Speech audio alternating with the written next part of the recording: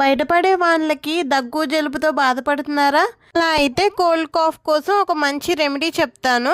ఇది యూస్ చేయడం వల్ల ఒక్క రోజులోనే మీరు ఉపశమనాన్ని పొందుతారు. ముందుగా గిన్నెలో 1.5 కప్పు నీళ్ళను వేడి చేసుకుని 1 ఇంచ్ అల్లం ముక్క, గుప్పెడు తులసి ఆకులు, 1 ఇంచ్ దాల్చినీ చెక్క, అలానే 1 స్పూన్ మిరియాల పొడి కూడా వేసుకుని వాటర్ 1 గ్లాస్ అయ్యేలాగా కషాయం సిద్ధం చేసుకోండి.